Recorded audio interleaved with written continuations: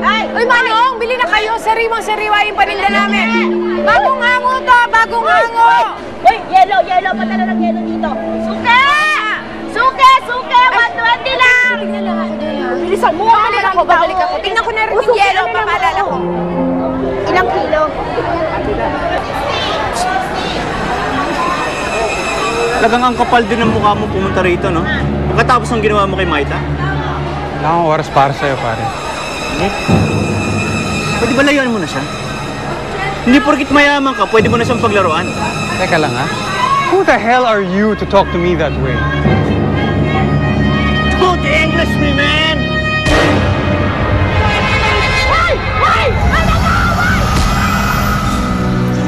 O ano bang sasabihin ninyo sa akin? Sige na, Rebecca, sabihin mo na. Ma, hindi po ako buntis. Mami, nagkaroon po si Rebecca eh. It's a false alarm. Hindi ko rin alam kung paano nangyari yun. Minsan kasi hindi reliable yung mga pregnancy kit na yan. Minsan sumasablay. Anong gagawin natin? Ingay. Hindi natin ito sasabihin kay Mark. Paninindigan mo na buntis ka, okay?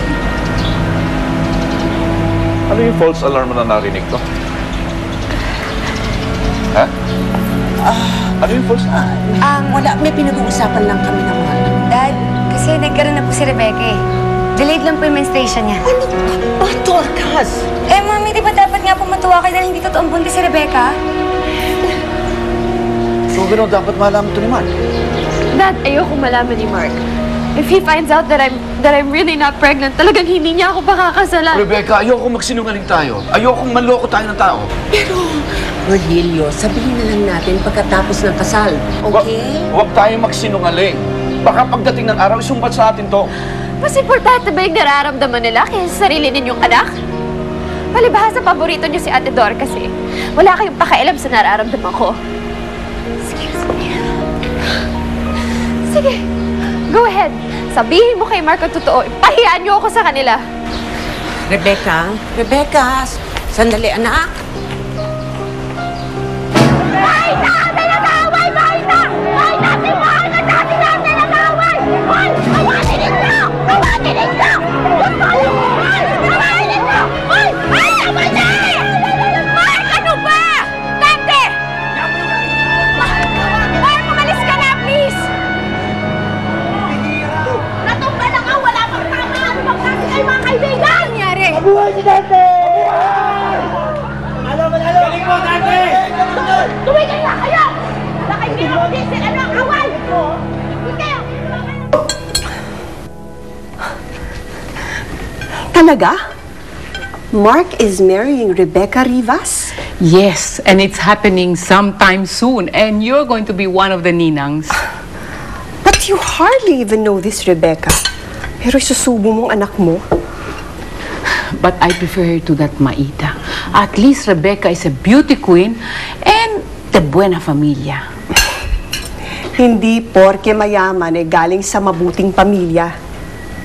At least she's not a fish vendor. What is wrong with being a fish vendor? Maganda si Maita. Mukhang mabait at matinong pamilya. I don't want her for my son. I want Rebecca for Mark. Amiga, the best and most beautiful things in this world cannot be touched. They must be felt. There you go again with your beauty quotes. Eat! Think about it.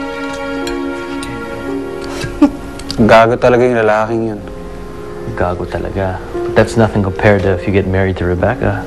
Hindi ko pa kakasalan si Rebecca. Dapat lang. Tapos hindi mo sure kung talagang buntis siya.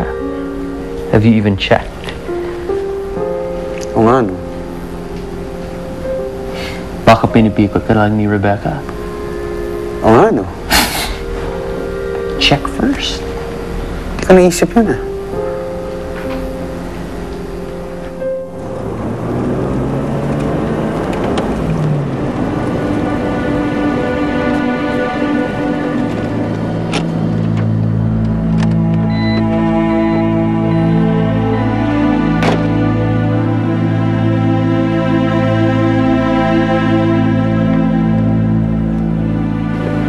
you doing here? Akala ko magpapasukat ako ng wedding dress ko. Hindi tayo pupunta doon. Dito tayo sa clinic. Anong gagawin ko dyan? Gusto kong malaman kung talagang buntis ka, papacheck up kita.